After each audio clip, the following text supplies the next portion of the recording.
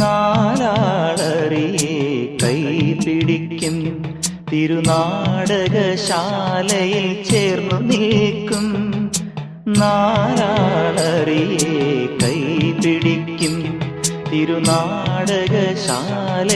ചേർന്നു നിൽക്കും.